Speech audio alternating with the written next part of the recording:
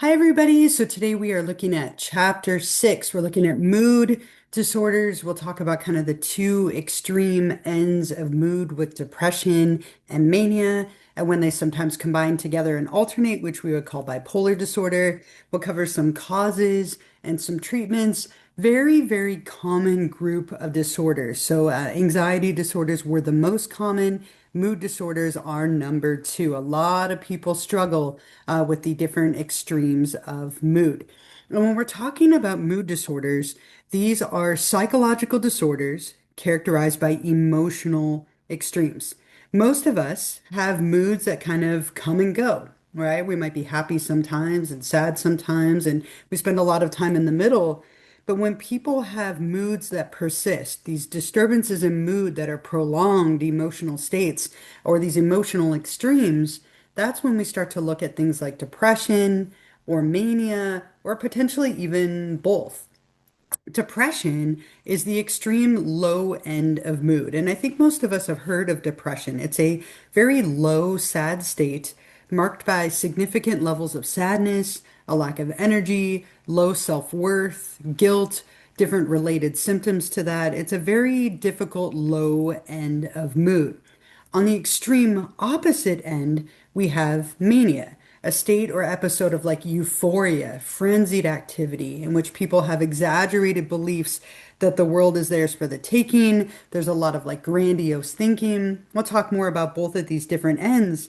But if you think about mood as a spectrum with two endpoints or poles, the low pole and low end would be depression, and the high pole or high end would be mania. And everything kind of in the middle would be like normal, typical mood. Now, someone can have just depression or just mania, or they might have alternating manic and depressive episodes, in which case we would diagnose them with bipolar disorder, which we'll get to in a little bit. So if we start with the low end, in order to have a diagnosis of unipolar or major depression, you have to have a depression without the history of any kind of manic episodes. Now, the way that we diagnose depressive disorders or mood disorders in general is by episodes. And so, in order to have unipolar or just one-sided depression, you have to have experienced what we call a major depressive episode. And a major depressive episode would be where you have multiple symptoms, so five or more symptoms of depression that are disabling, right? They're affecting your ability to do the things that are expected of you. They cause you distress and dysfunction. They interfere with your life. And it has to last for a minimum of 2 weeks.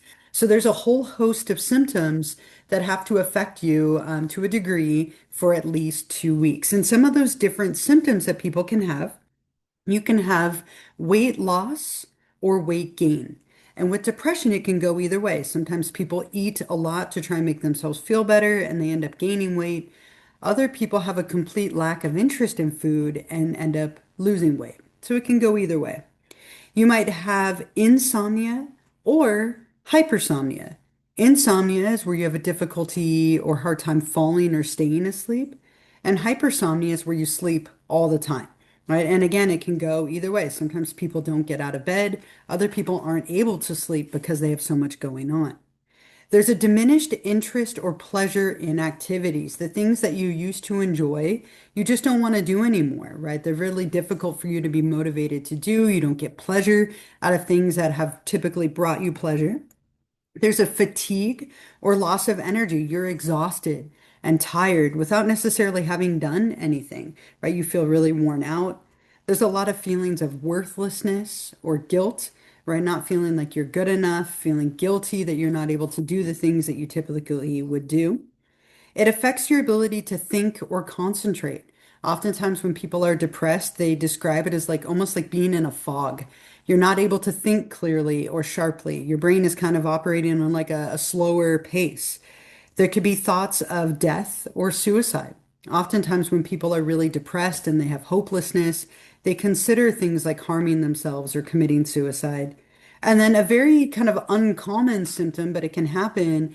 Sometimes people have like unintentional or purposeless motions that come from tension or anxiety. We call this psychomotor agitation. It might be like wringing your hands or putting on a shirt and then taking it off again, like over and over, or like kind of pacing aimlessly around a room.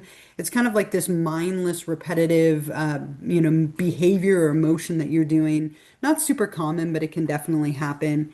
And if a person has five or more of these lasting for at least 2 weeks, then we say that they have a major depressive episode, and we would then diagnose them with unipolar or major depression. There is kind of a lower grade version of this.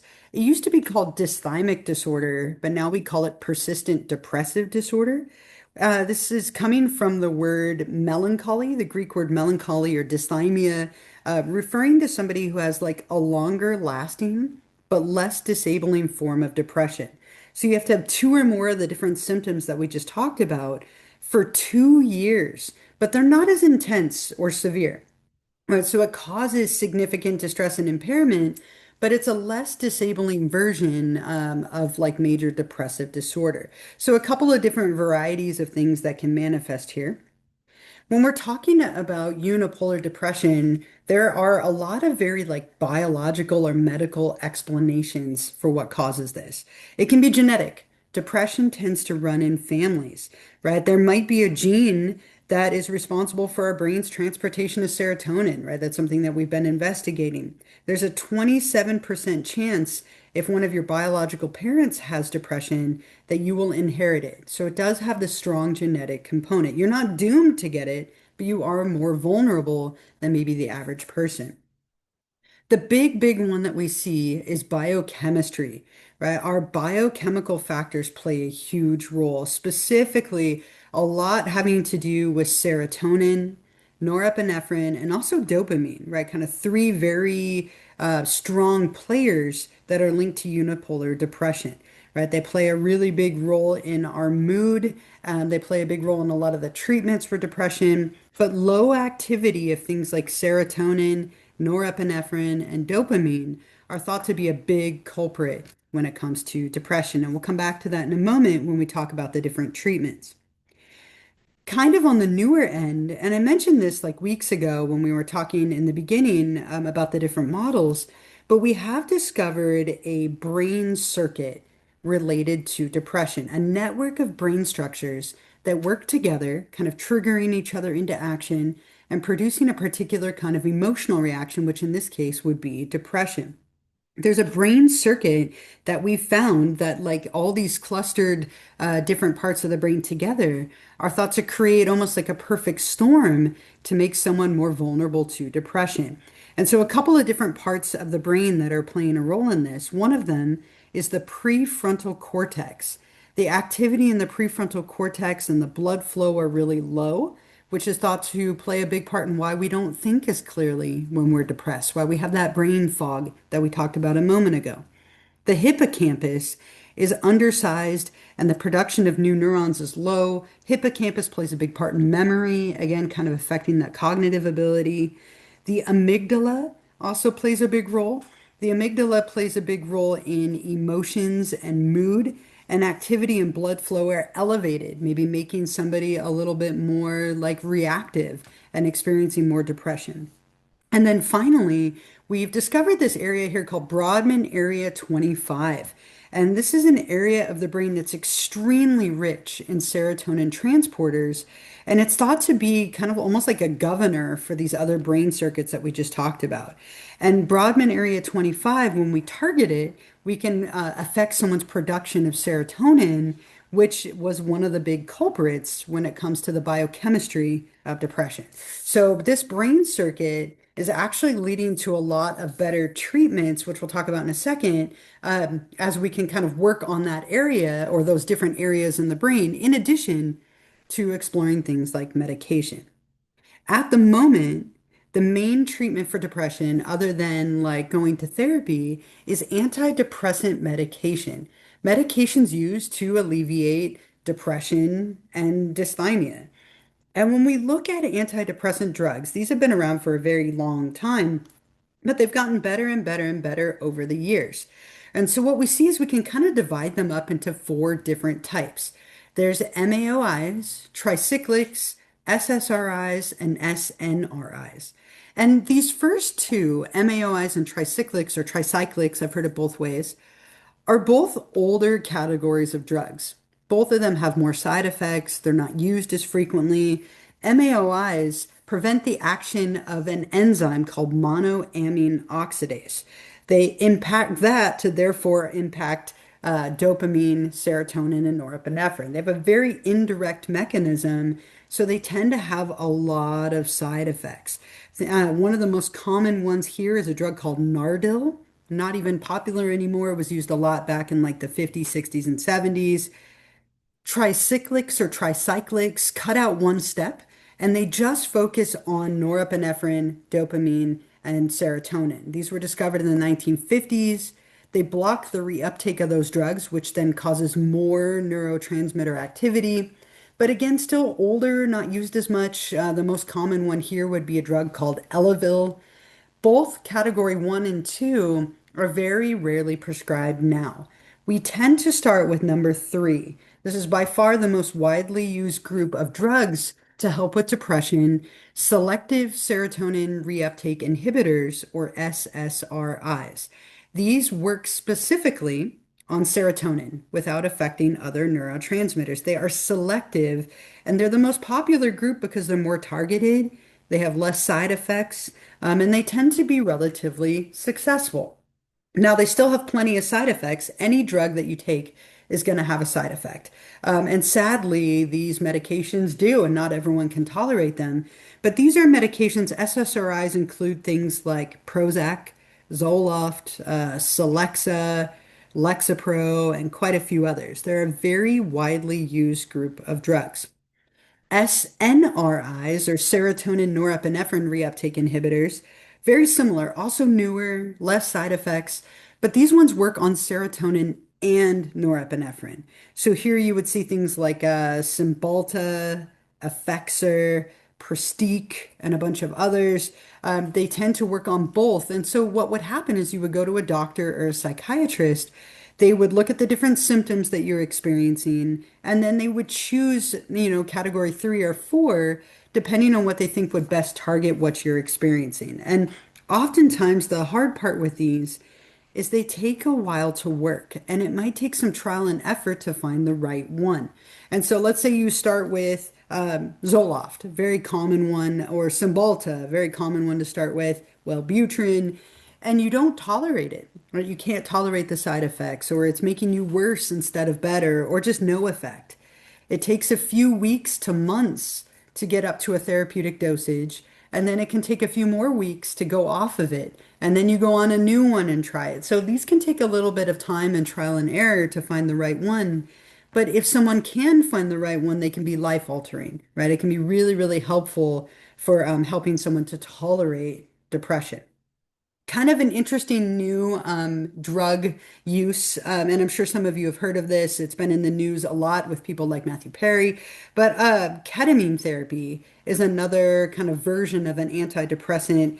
It's a actually dissociative anesthetic medication, right? And so you receive a very, very low dose of it that produces a short-lived but kind of like intense subjective experience. People dissociate and they go on almost like a trip of sorts. It's thought to lead to some positive changes in the brain. It affects glutamate specifically, which is another neurotransmitter, and then therefore affects things like serotonin and norepinephrine and dopamine. Now, ketamine has gaining a lot of popularity, but it is a very controversial and somewhat dangerous treatment as well, right? It requires very intense supervision. You're not able to drive yourself home from it. You're in like a dissociated state. There are some addictive like dangers to it as well. But it is something for people who are unresponsive to these traditional medications. There are things like ketamine therapy and other treatments that might be explored and might be helpful. Now, if somebody doesn't respond to any medication at all, there are some kind of more severe things that we can try. Some people have treatment-resistant depression, right? And so they have taken every antidepressant and it doesn't help them, or they can't tolerate the side effects of them. And so in those cases, we might consider a brain stimulation method. The old standby is ECT, or electroconvulsive therapy. And we talked about this a little bit before. What they do with ECT is they cause you to have a clonic seizure, a seizure where you lose consciousness for a matter of seconds. You have convulsions, and you lose consciousness. And what it's thought to do is kind of activate that brain circuit that's related to depression. And this was first tried out like way back in the 1930s.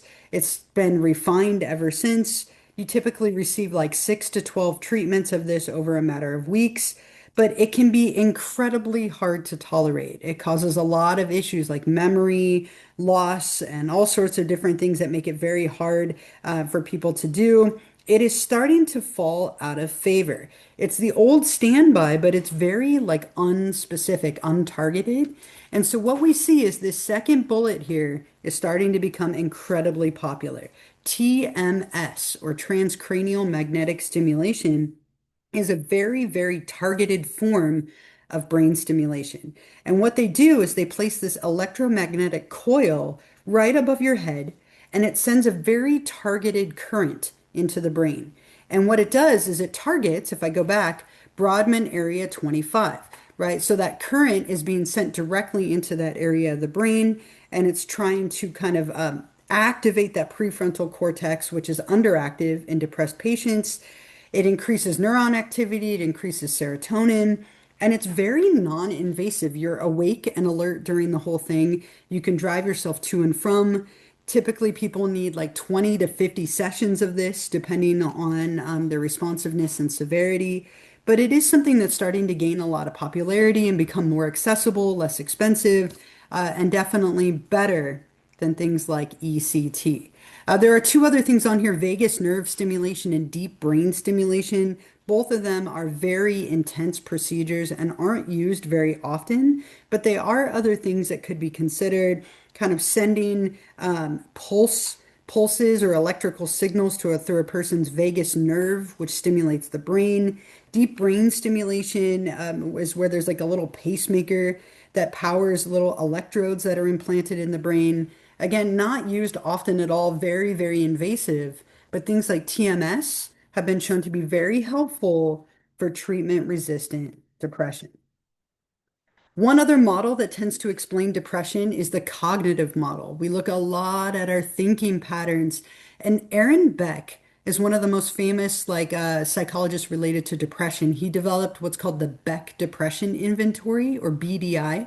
If you've ever gone to therapy and had to take a scale to measure your depression, it was probably the BDI, developed by Beck.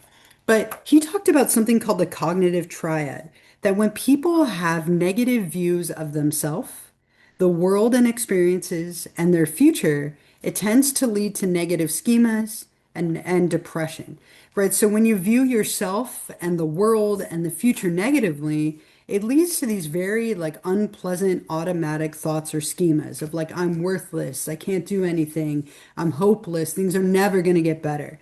And your thinking patterns play a huge role in depression, right? We almost develop this like learned helplessness where like we don't have control over anything or everything at all. And so treatment from a cognitive model, we're going to try and change those automatic thoughts. Let's check the facts. Is what you're saying even true? Right? If you're sitting there going like, I don't deserve to be in college, I can't pass this class, I don't do anything well, my classmates think I'm stupid.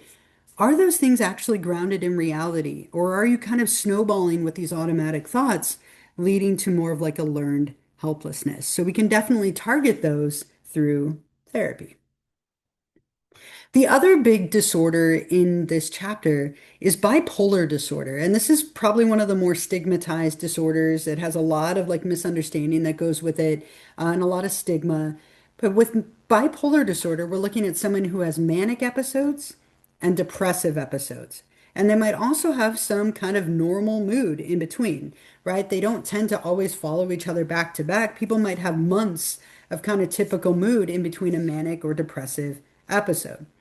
Now, in order to have a manic episode is when you have this like really up, agitated, euphoric state. And in order to have a manic episode, you have three or more symptoms lasting for at least a week. And they cause significant distress and impairment. Oftentimes, people have harsh consequences for these manic episodes. They might pay the price for them for a while afterward. So some of the things that people might have, some of the different, excuse me, different symptoms, one of them is you have really inflated self-esteem. You have what we call grandiosity. You're not in touch with reality. You have unlimited hopes and schemes. And that might not sound so bad on its own, like, oh, I have like really high self-esteem and grandiosity. But the problem is it's not connected to reality, right? So you tend to have like these wild schemes that you give into when they aren't grounded in reality at all. People tend to have a really decreased need for sleep. People don't tend to sleep hardly at all, which can interfere and get in the way.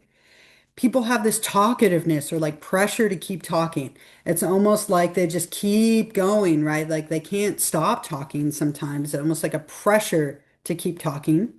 There's a flight of ideas, racing thoughts, oftentimes kind of hard to follow someone. It's like they're kind of jumping all over the place from thing to thing to thing. They can be very like distracted, have poor judgment and planning. Sometimes people become kind of wild or violent or angry or even incomprehensible.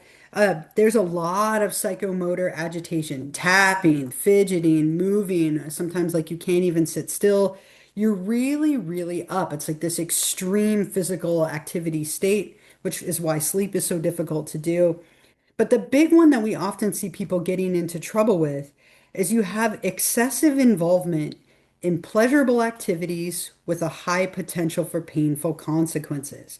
So people go on reckless, like shopping sprees, spending money that they don't have. They go out and have unprotected sex with multiple partners. They engage in activities that put them in risk for danger, right? Pleasurable activities with a high potential for painful consequences. And so you have to have three or more of those different symptoms lasting for a week. Now, that's less than a depressive episode, but oftentimes these can be pretty severe, and people really can struggle with the consequences of one of these episodes.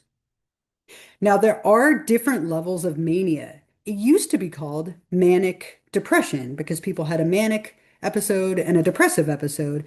But there is something called hypomania. And if somebody has full-blown manic episodes, full-blown major depressive episodes, we would diagnose them with bipolar 1, right? So this is much more severe than bipolar 2, right? Because you have full-blown episodes of both. Bipolar 2 is when people have mildly manic episodes, which we call hypomania, and the depression is the same. It's major depressive episodes. So bipolar 2 is a little less severe. Interestingly, hypomania can actually be very productive. A lot of very famous artists have had hypomania. Hypomania is like mania light, right? You have a lot of those different manic symptoms, but they're a little bit more manageable. They're not so severe. You can also have something called cyclothymic disorder, where people have like mild mania and mild depression lasting for 2 years or more. So it's like a very low grade version of bipolar disorder, and it's very easy to miss. All right, someone might be mistaken for personality, but it's low levels of mania and low levels of depression lasting for at least 2 years. Now, with bipolar disorder, a lot of the causes are similar to depression because depression is part of it, but we did add mania. And so a few kind of like little differences.